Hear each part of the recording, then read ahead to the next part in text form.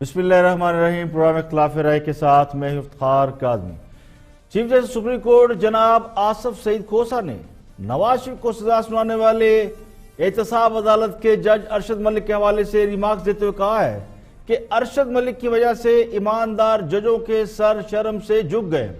ارشد ملک کی مبینہ ویڈیو کے حوالے سے چیف جسٹس سپریم کورٹ کے ریمارکس انتہائی اہمیت کے حامل سمجھے جا رہے ہیں۔ ایک جج کے بارے میں اعلیٰ عدالت کے ریمارکس سے یہ بات ثابت ہو گئی کہ اس جج کا کنڈکٹ درست نہیں تھا جس نے نواز شریف کو سزا سنائی۔ تو پھر سوال یہ ہے کہ اس سزا کی کیا اہمیت رہ جاتی ہے جو نواز شریف کو سنائی گئی۔ چیف جسٹس آصف سعید کھوسہ نے جج ارشد ملک کے بارے میں ریمارکس دے کر اس معاملے کی سمت کا بھی کسی حد تک تعین کر دیا ہے۔ سماعت کے دوران دلچسپ انکشاف کیا گیا کہ جج ارشد ملک کی ویڈیو کو بنیاد بنا کر نواز شریف کی سزا معطلی کیس کی اثر نو سماعت کے لیے درخواست دائر ہی نہیں کی گئی، یعنی کسی عدالت میں یہ معاملہ بطور ایویڈنس نہیں لے جایا گیا۔ یہ بڑا دلچسپ معاملہ ہے۔ جس ویڈیو پر اتنا ہنگامہ برپا ہوا اس ویڈیو کو ابھی تک کسی عدالت میں بطور ایویڈنس پیش کیوں نہیں کیا گیا۔ ایک اور دلچسپ انکشاف ڈی جی ایف آئی اے کی جانب سے کیا گیا جب انہوں نے عدالت کو بتایا کہ ویڈیو کی فورینزک کی نہیں کرائی گئی۔ Chief justice Pakistan justice Asif Saeed Khosa کی سربراہی میں 3 رکنی بینچ نے ارشد ملک کی ویڈیو سے متعلق سکینڈل کے حوالے سے دائر درخواستوں کی سماعت کی۔ عدالتی حکم کے مطابق ایف آئی اے نے تفتیشی رپورٹ پیش کر دی۔ چیف جسٹس نے ریمارکس دیے کہ تحقیقات مکمل کرنے کے لیے 3 ہفتے کا وقت دیا تھا۔ رپورٹ میں 2 ویڈیوز کا معاملہ تھا۔ ایک ویڈیو وہ تھی جس کے ذریعے جج کو بلیک میل کیا گیا، دوسری ویڈیو وہ تھی جو پریس کانفرنس میں دکھائی گئی۔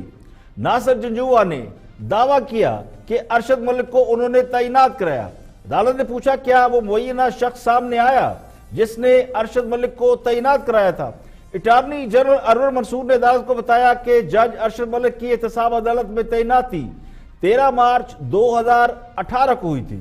ارشد ملک کی تعیناتی والا مبینہ شخص سامنے نہیں آیا۔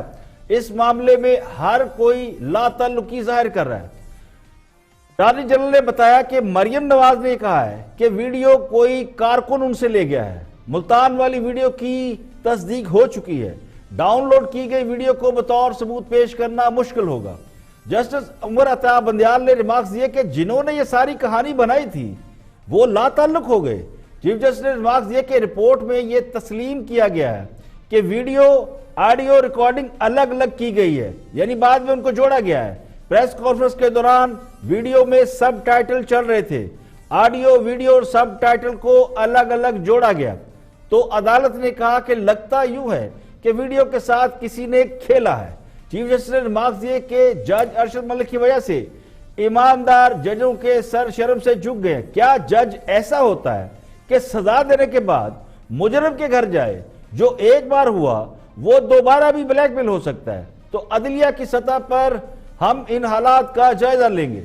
جج صاحب نے یہ بھی ریمارکس دیا کہ ویڈیو جب تک ہائی کورٹ میں پیش نہیں ہوگی اس کا کوئی فائدہ نہیں ہوگا۔ تو عدالت کے اس ریمارکس کے بعد آج کی سماعت کے بعد یہ کہنا مشکل نہیں کہ فریقین احتساب عدالت کے جج کی ویڈیو کو بطور شواہد عدالت میں نہیں لے کر گئے۔ مریم نواز نیب کی تحویل میں ہے۔ مریم نواز نے ایک پرہجوم پریس کانفرنس میں اس ویڈیو کو عوام کے سامنے پیش کیا تھا اور انہوں نے اپنا مقدمہ عوام کے سامنے رکھا تھا۔ عوامی جلسوں میں وہ ان پر سوالات اٹھا رہی تھی۔ اس کے بعد نیب نے انہیں گرفتار کر لیا۔ اب اس ویڈیو کو مسلم لیگ نون کی قیادت کیا عدالت میں بطور ایویڈنس لے جائے گی یا نہیں، یہ الگ سوال ہے۔ یا یہ معاملہ ایک جج کی احتساب عدالت سے برطرفی تک محدود رہے گا۔ اس کا دار و مدار بھی اب سپریم کورٹ پر ہے کہ وہ اس حوالے سے کیا طے کرتی ہے۔ لیکن بادی نظر میں اس سارے معاملے میں جج ارشد ملک کا جرم ثابت ہوتا نظر آ رہا ہے۔ پروگرام میں اور بھی اہم موضوعات شامل ہیں، دیکھتے ہیں ہائی لائٹ۔ اب یہ جو انالیسز آئی اس میں پتہ چلا کہ جو نون لیگ کا دور تھا جو کہ 2015 سے لے کے 2018 کا کیا، وہ پیپلز پارٹی سے بھی بدتر معیشت کا انالیسز تھا۔ ورلڈ بینک کی جو رپورٹ آئی جو کہ مریم نے سرٹیفائی کی، مریم نواز جو ہیں انہوں نے سرٹیفائی مزاج ہیں، حکومت کو اپنے اندر کوئی خامی دکھائی نہیں دیتی، ماشاءاللہ اور اپوزیشن کو ان کے اندر کو خوبی دکھائی نہیں دیتی. یہ کیریکٹر ہے ہمارا, support for the sake of it اور opposition for the sake of it. مطلب اس لیے ان کو چھوڑو آپ. محاورہ ہے منی تبدیلی سے بڑی جلدی تبدیل ہوئے اور کچھ ایسی سچویشن بن گئی ہے جہاں کشمیر کے معاملے میں جو سٹیپس لینے ہیں, جو آپ نے آگے اس کو پرسو کرنا ہے سارے قصے کو, اس میں کافی ساری کمپلیکسٹیز ہیں اور وہ بھی پریپریٹری سٹیج پہ ہے. دیکھیں, ایک آپ کا چیلنج ہے اکنامک فرنٹ پہ, ایک آپ کا چیلنج ہے آپ کے بارڈرز پہ. آپ کے اکنامک فرنٹ پہ چیلنج میں بھی افواج پاکستان کے سربراہ آپ کے ساتھ شانہ بشانہ کھڑے رہے اور انہوں نے اکنامک چیلنج سے اس ملک کو نکالنے میں بڑا کلیدی کردار ادا کیا. گنجائش ہے, آئین کے اندر گنجائش ہے اور آپ کسی شخص کی خدمات سے استفادہ کر سکتے ہیں, اور یہ کوئی اس لیے میں سمجھتا ہوں ایک بہتر فیصلہ کیا. اگرچہ عمران خان صاحب کے لیے یہ فیصلہ مشکل فیصلہ تھا کیونکہ ان کے متعدد ایسے اقوال موجود ہیں. دیکھیں, پرائم منسٹر آف پاکستان کا ڈیسیجن ہے, آرمی چیف کا ڈیسیجن تو ہے نہیں. تو پرائم منسٹر جن حالات میں ابھی اس وقت موجودہ ہیں ایکسٹرنلی اینڈ انٹرنلی, انہوں نے میرے خیال میں بڑا میچور اور بر وقت فیصلہ کیا ہے.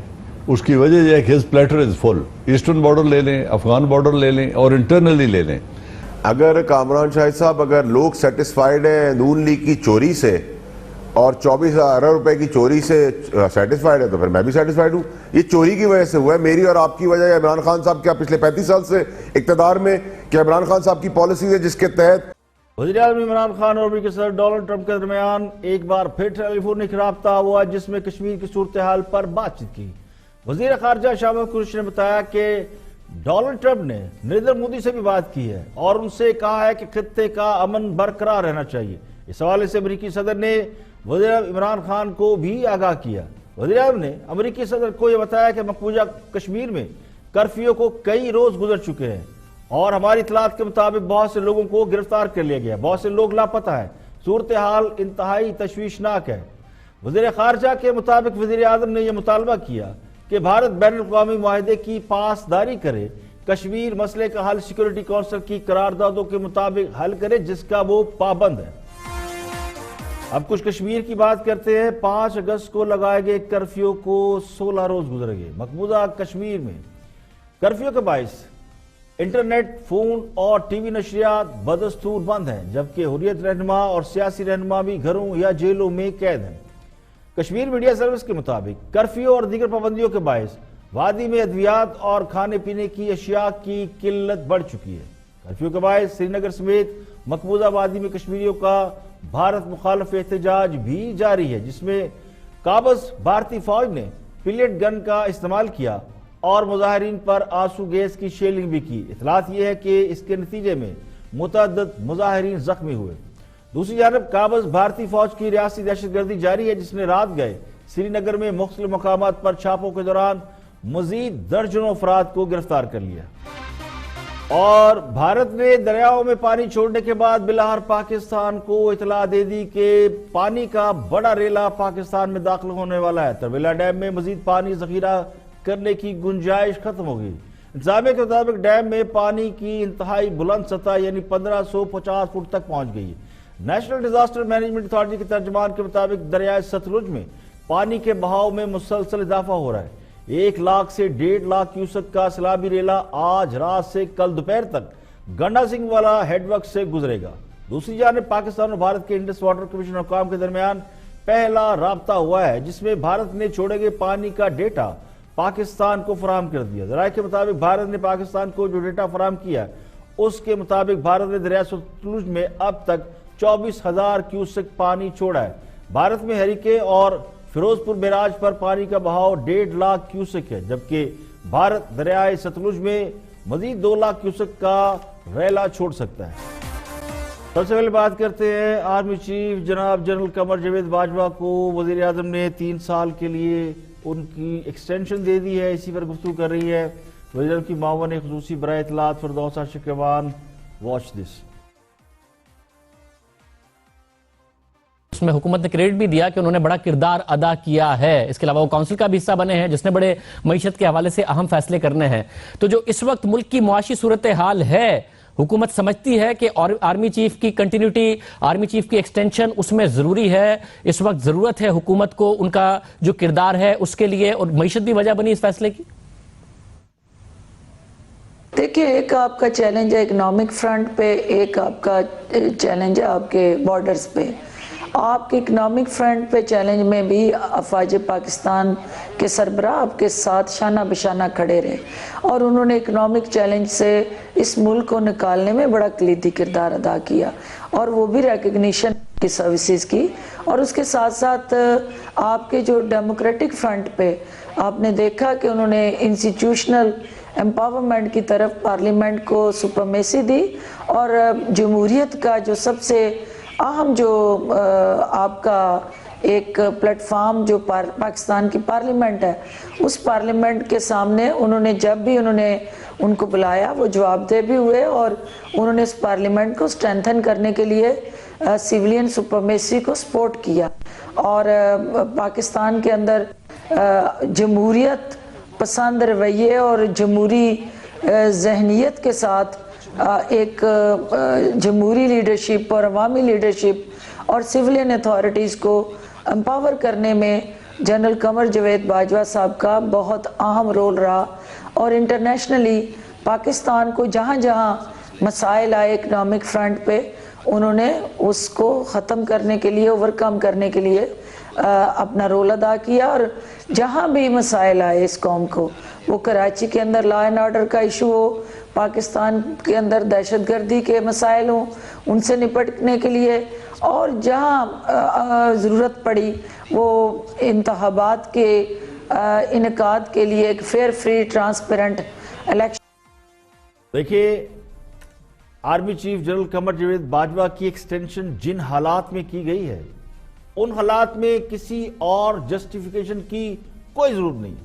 میرا خیال یہ ہے کہ کسی کو بھی آرمی چیف کی ایکسٹینشن پر کوئی پریشانی نہیں ہے. کوئی بھی حکومت اس قسم کے حالات میں اسی قسم کا فیصلہ کرتی. جب سرحدوں پر کشیدگی ہو، ہمسایوں سے خطرات لاحق ہوں، تو ان حالات میں آرمی چیف کی تبدیلی مناسب نہیں ہوتی. اب مجھے نہیں پتا کہ حکمران جماعت خواہ مخواہ وضاحتیں کیوں دیتی پھر رہی ہے. پرائم منسٹر کے پاس آرمی چیف کو ایکسٹینشن دینے کا اختیار ہے، وہ اختیار انہوں نے استعمال کر لیا. کسی بھی سیاسی جماعت یا کسی بھی سطح پر اس فیصلے کی مخالفت نہیں کی گئی. بہت سے حلقوں میں اس کی توقع پہلے سے کی جا رہی تھی. وزیر اعظم اور آرمی چیف ایک بہترین ورکنگ ریلیشن شپ میں کام کر رہے ہیں، تو اسے آگے چلنا چاہیے. یہ حکومت کے لیے بھی بہتر ہے اور ملک کے لیے بھی بہتر ہے. مناسب یہ ہوگا کہ اس پر کیا سرائیاں نہ کی جائے، ورنہ اس سے ابہام پھیلے گا اور دشمن اس کا فائدہ اٹھائے گا. اگر حکومت یہ تاثر دے رہی ہے کہ سب کچھ باجوہ صاحب کر رہے تھے اس لیے ایکسٹینشن دی گئی ہے، تو پھر یہ سوال اٹھے گا کہ حکومت کیا کر رہی ہے. سارا بوجھ جنرل قمر جاوید باجوہ کے کندھوں پر ڈال دیا گیا ہے. یہ تو پوری قوم جانتی ہے کہ باجوہ صاحب کی وجہ سے ہی دوست ممالک نے معاشی امداد دینا قبول کیا. حکومت تو معیشت کو سنبھالنے میں مکمل طور پر ناکام رہی، اس لیے اسد عمر کو ہٹایا گیا. تو آرمی چیف کی ذاتی کوششوں اور کاوشوں کے بعد ہی دوست ملک امداد دینے پر راضی ہوئے اور امریکہ کے ساتھ معاملات بھی ٹھیک ہوئے. تو میری ذاتی رائے میں اس فیصلے سے جو سب سے اہم کام ہوا ہے وہ بھارتی عزائم پر پانی پڑنا ہے. یہاں پہ لیں گے ایک بریک، اور بریک کے بعد جب واپس آئیں گے اور بھی ہم موضوعات آپ کے ساتھ شیئر کریں گے. حکومت کی ایک سالہ کارکردگی پر بہت بات ہو رہی ہے، اس پر ہی بات کریں گے ایک بریک کے بعد. ہمارے ساتھ رہیے گا. ویلکم بیک، آپ دیکھ رہے ہیں پروگرام اختلاف رائے اور میں ہوں افتخار کاظمی. بریک کے بعد حاضر خدمت ہے. آگے بڑھتے ہیں، حکومتی کارکردگی پر بات کر رہے ہیں فیصل واڈا. Watch this. کی پرواہ نہیں کرے گی، لیکن فیصل واڈا صاحب، ایک سال کی پرفارمنس سے آپ خوش ہیں؟ جو میں نے پڑھ کے سنائی ہے اس میں ہر چیز جو ہے وہ اوپر ہی گئی ہے عوام کی ریچ سے. You are satisfied with that as well? اگر کامران شاہد صاحب، اگر لوگ سیٹسفائیڈ ہیں نون لیگ کی چوری سے اور 24,000 روپے کی چوری سے سیٹسفائیڈ ہے، تو پھر میں بھی سیٹسفائیڈ ہوں. یہ چوری کی وجہ سے ہوا ہے، میری اور آپ کی وجہ ہے. عمران خان صاحب کیا پچھلے 35 سال سے اقتدار میں، کہ عمران خان صاحب کی پالیسیز ہے جس کے تحت 24 ارب پہ آپ کا لون چلا گیا ہے. یہ جو ہم نے قرضے لیے وہ قسطیں بھر رہی ہیں ہم نے نواز شریف صاحب کے حکومت کے ادوار کی. کیا عمران خان نے اپنی انڈسٹری بنا لی ہے, یا عمران خان نے اپنے فلیٹ بنا لیے, یا عمران خان کے بچوں نے اربوں روپے کی جائیدادیں خرید لی ہے؟ مطلب یہ تو آپ کا سوال کامران شاہد صاحب آپ بڑا کلیئر ہونا چاہیے کہ آپ یہ کہیں کہ اتنی چوری جو ہوئی پچھلے ادوار میں, اس چوری کی وجہ سے جو مہنگائی ہوئی اس کا جواب آپ دیں تو میں آپ کو بالکل جواب دوں گا. لیکن آپ یہ تو بتائیں سر کہ 10 مہینے میں اور 35 سال کی چوری میں کیسے آپ کمپیریزن کریں گے؟ تو 35 سال میں تو نبیل کپور صاحب بھی چور ہوئے. پھر دیکھیں جنہوں نے کام کرنا ہوتا ہے ان کے لیے 10 مہینے کیا اور 10 سال کیا. ایک مثال مشہور ہے کہ پوت کے پاؤں پالنے میں نظر آ جاتے ہیں, پتہ چل جاتا ہے کہ ڈائریکشن درست ہے یا نہیں. حکومت ایک سال میں اپنی سمت کا تعین نہیں کر سکی, خود بھی کنفیوز رہے, عوام کو بھی کنفیوز رکھا. وزیراعظم ہاؤس سے گائے بھینسیں بیچنے اور انڈے مرغیوں کٹوں اور بچوں کو اس ملک کی کامیابی کے لیے ناگزیر سمجھا گیا. نتیجہ سب کے سامنے ہے. حکومت میں آنے والوں کے پاس یہی استدلال ہے کہ اتنے سالوں کا گند اتنی مختصر مدت میں کیسے صاف کریں.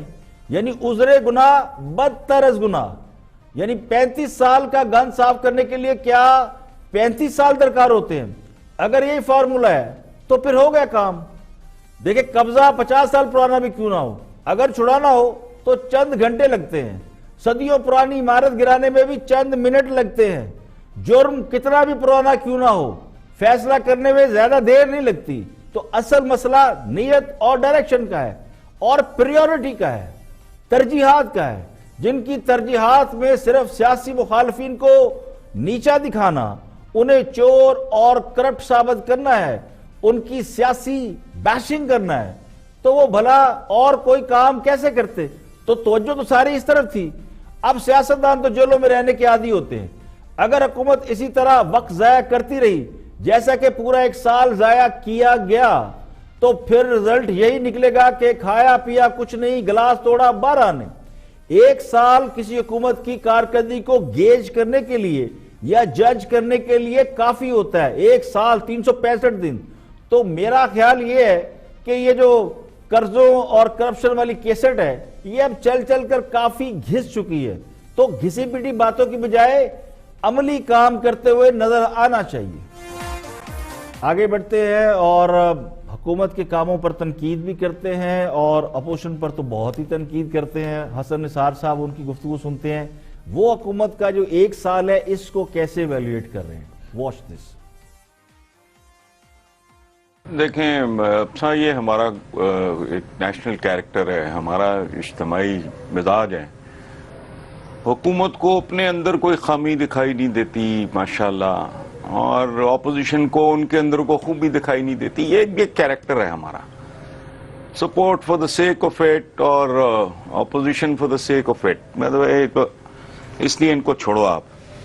محاورہ ہے منی بگیٹس منی, اور یہ بالکل درست ہے. جیسے پیسہ پیسے کو کھینچتا ہے, غربت غربت کو کھینچتی ہے, قرضہ قرضے کو کھینچتا ہے, مہنگائی مہنگائی کو کھینچتی ہے. اپوزیشن جو کر رہی ہے منافقت, ان کا ماتم بالکل ایسے ہی ہے جیسے کوئی قاتل اپنے مقتول کے جنازے میں شریک ہو کے کہے مجھے اس کے ساتھ ہی دفن کر دو, میں اس کے بغیر جینا نہیں چاہتا. یہ جن ان لوگوں نے کیا ہے. اچھا تھوڑا سا فہم ہے مجھے اکنامکس کا, اس لیے اس کو تو چھوڑیں. یہ مہنگائیاں شنگائیاں یہ وہ it is every bodies lack of knowledge جو یہ بات کر رہے ہیں, ان کو پتہ نہیں.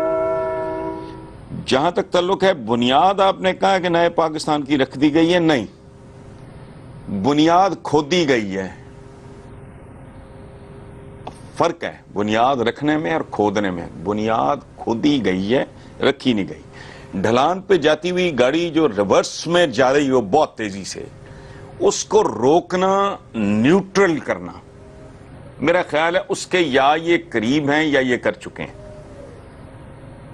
اب وہ فرسٹ گیئر میں کب جاتی ہے اس پہ ابھی فی الحال آپ ہم سب اس کو اوائڈ کریں. وہ اس لیے کہ اس وقت جو حالات ہیں انڈیا کے ساتھ خصوصاً, اسی پہ فوکس کرنا بہتر ہے. A lot is going to depend upon what happens in the coming days. تو वजह ये कि उधर को राजनाथ है, को प्रेमनाथ नहीं है। तो इस वक्त हम बहुत अजीबो गरीब किस्म की सिचुएशन में हैं। इन्होंने कुछ काम अच्छे किए हैं, कुछ बंकियां मारी हैं। इनका सबसे बड़ा जुर्म पीटीआई का ये है कि इन्होंने होमवर्क नहीं किया था।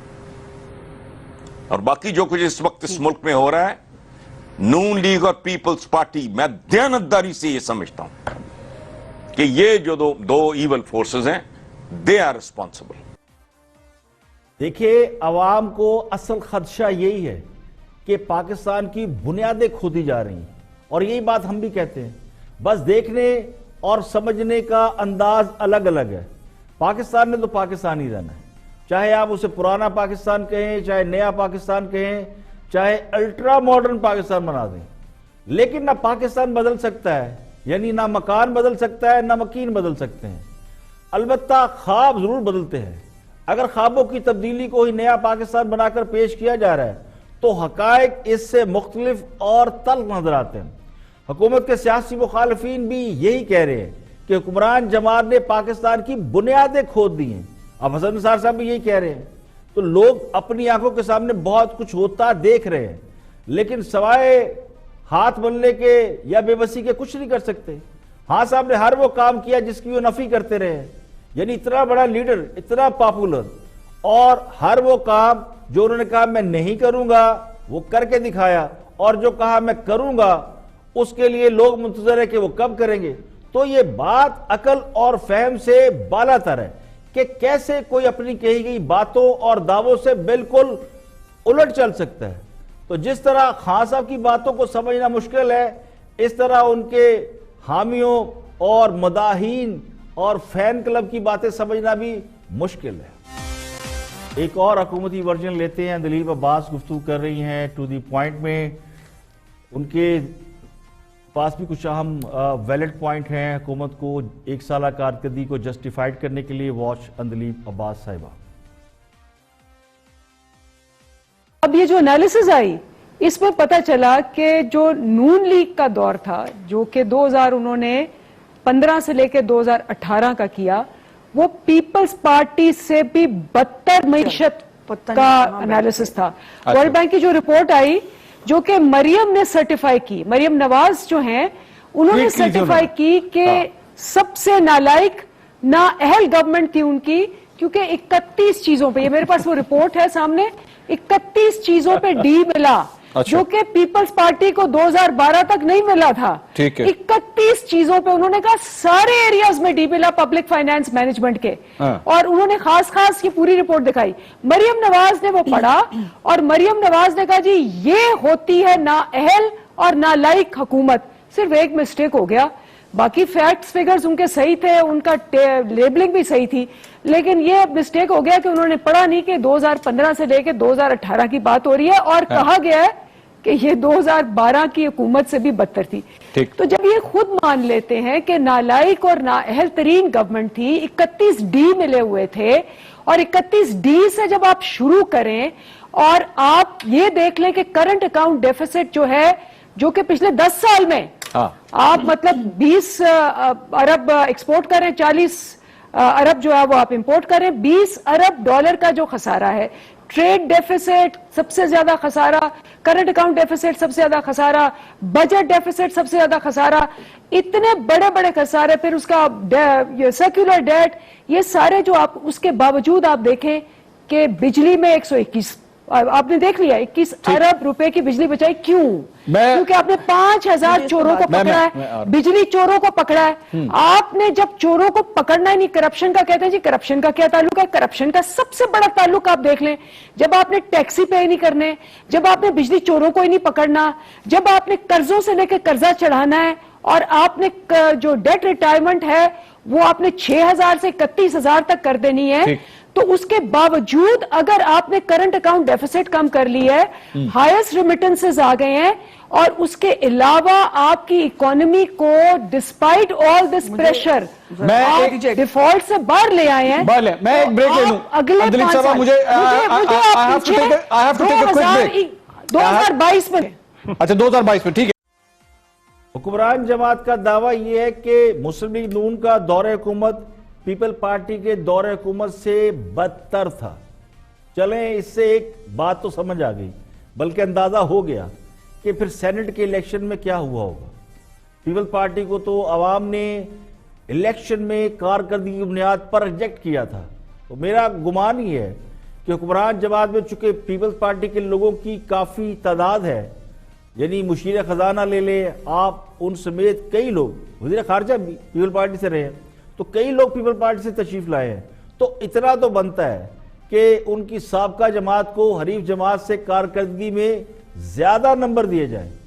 اور مجھے یہ بھی لگتا ہے کہ پیپل پارٹی سیاسی طور پر بہتر ڈیل کرنے میں کامیاب ہو گئی.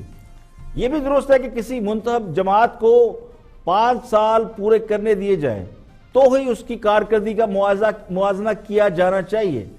لیکن یہ جو گورننس اور عوامی مسائل ہوتے ہیں, یہ ڈے ٹو ڈے ایشوز ہوتے ہیں, انہیں آپ 5 سال پہ ہرگز نہیں ڈال سکتے. یہ روزمرہ کے ایشو ہیں, ڈے ٹو ڈے.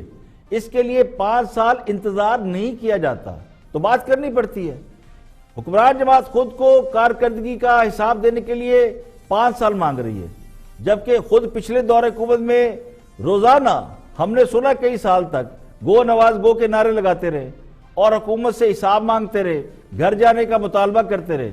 تو میرا کویسچن یہ ہے, میرا سوال یہ ہے کہ جو معیار آپ دوسروں کے لیے سیٹ کرتے ہیں اسے خود پر اپلائی کیوں نہیں کرتے. یہاں پہ لیں گے ایک بریک, اور بریک کے بعد جب واپس آئیں گے اور بھی ہم موضوعات آپ کے ساتھ شیئر کریں گے. ہمارے ساتھ رہیے گا. Welcome back. آپ دیکھ رہے ہیں پروگرام اختلاف رائے اور میں ہوں افتخار کاظمی. بریک کے بعد حاضر خدمت ہیں جنرل ٹائٹ اعجاز امان. بڑا دبنگ بولتے ہیں اور گفتگو کر رہے ہیں آف دی ریکارڈ میں آرمی چیف جناب جنرل قمر جاوید باجوہ کی ایکسٹینشن کو لے کے جو سوال اٹھ رہے ہیں ان پر وہ اپنا تجزیہ دے رہے ہیں. سنتے ہیں کیا فرماتے ہیں جنرل ٹائٹ اعجاز امان. دیکھیں, پرائم منسٹر آف پاکستان کا ڈیسیجن ہے, آرمی چیف کا ڈیسیجن تو ہے نہیں. تو پرائم منسٹر جن حالات میں ابھی اس وقت موجودہ ہیں ایکسٹرنلی اینڈ انٹرنلی, انہوں نے میرے خیال میں بڑا میچور اور بر وقت فیصلہ کیا ہے. اس کی وجہ یہ ہے کہ ہز پلیٹر از فل. ایسٹرن بارڈر لے لیں, افغان بارڈر لے لیں اور انٹرنلی لے لیں. انٹرنلی اکنامک چیلنجز اپنی جگہ, سیاسی چیلنجز اپنی جگہ, بیوروکریٹک ہرڈلز اپنی جگہ. مطلب ہر جگہ سے کوئی سکھ کا سانس کہیں سے نہیں آ رہا. ایک ادارہ ہے جہاں سے ٹھنڈی ہوا آ رہی تھی, وہ ان کے ساتھ کھڑے ہیں. وائی وڈ ہی چینج ہم؟ میں تو اس کو یوں دیکھتا ہوں کہ پرائم منسٹر سکھ کا سانس, when you say سکھ کا سانس, you're saying that because سیاسی طور پر یہ فیصلہ ٹھیک ہے؟ نہیں, سیاسی طور پہ نہیں, ہر اعتبار سے ٹھیک ہے. پہلی بات یہ کہ he is custodian of the security of Pakistan internally and externally and under command of prime minister. Directive ان کا ہوگا. جو اس وقت ایسٹرن فرنٹ پہ چیلنجز ہیں اس سے پہلے اتنے کبھی نہیں ہوئے, اور میں سمجھتا ہوں ایسٹرن فرنٹ پہ ڈیسائسو مومنٹ ہے اس وقت اینڈ آنے والے دنوں میں, اور یہ چیلنج اور بڑھے گا اگلے 2-3 ماہ میں. افغان فرنٹ 17 سال کے بعد ایک ایسا, اور میں یہ جسارت کر سکتا ہوں کہ کوئی اور یہ کام نہیں کر سکے گا. نہیں کر یہ سوال پوچھنے کی جسارت کرنا چاہتا ہوں. نہیں, ضرور کریں, ضرور کریں. ہر چیف جو آیا ہے اس نے پہلے سے بہتر پرفارم کیا ہے, اس میں کوئی شک نہیں ہے. لیکن ڈیسیجن جو ہے پرائم منسٹر آف پاکستان کا ہے, کانسٹیٹیوشنل ہے, پہلی دفعہ نہیں ہوا ہے. 3 چیف تو وہ تھے جو خود تھے اور انہوں نے 10-10 سال اپنی ایکسٹینشنز کی. ایوب خان 12 سال, ضیاء الحق 10-11 سال, جنرل مشرف 10 سال, جنرل کیانی 6 سال, جن کو پرائم منسٹر آف پاکستان نے دی. ان کو بنایا نواز شریف نے, انہوں نے 6 کو بنایا اور 6 کو ہی ٹکر ماری. انہوں نے ایک بھی نہیں بنایا اور ایک ہی ساتھ بہتر چل رہے ہیں. وائی وڈ ہی چینج ہم؟ میں تو اس کو اس طرح سے دیکھتا ہوں. وائی وڈ ہی چینج ہم؟ When you say why would he change him, that looks more a political decision. نہیں, it is on his, he would take a political decision, Prime Minister of Pakistan. دیکھیں, لگتا یوں ہے کہ خان صاحب نے کچھ سیکھا ہے یا نہیں سیکھا, مگر انہوں نے وہ غلطیاں نہیں کی جو نواز شریف کرتے رہے. خان صاحب کو یہ بات اچھی طرح سمجھ آ چکی ہے کہ انہوں نے اداروں کے ساتھ سینگ نہیں پھنسانے, نہ خود کو جمہوریت کا چیمپئن ثابت کرنا ہے. جمہوریت خان صاحب کا پرابلم ہی نہیں ہے, اسی لیے تو اپوزیشن کو انہوں نے ایک کونے میں لگا رکھا ہے, اور دوسرا وہ خود کو اکاؤنٹیبل تو سمجھتے نہیں ہیں. لیکن اپوزیشن کی بجائے انہوں نے فوج سے بہترین ورکنگ ریلیشن شپ بنا رکھا ہے, اور اہم فیصلوں میں وہ جو فوجی قیادت ہے, عسکری حکام ہیں, ان کو وہ ساتھ رکھتے ہیں. یعنی ان سے ہٹ کے علیحدگی میں چھپ چھپا کے کوئی فیصلے نہیں کرتے. تو اس صورتحال کے تناظر میں اگر کوئی یہ کہے کہ آرمی چیف کی ایکسٹینشن پرائم منسٹر کا پولیٹیکل ڈیسیجن ہے تو اس میں حیرت کی کوئی بات نہیں ہے. سیاسی وزیر اعظم ہے تو یقینی طور پہ جو فیصلے کرے گا وہ سیاسی کہلائیں گے اور یہ ان کا رائٹ بھی ہے. میرا گمان یہ ہے کہ اگر آرمی چیف کو وزیر اعظم ایکسٹینشن نہ بھی دیتے تو بھی ان کے تعلقات فوج کے ساتھ بہتر رہتے.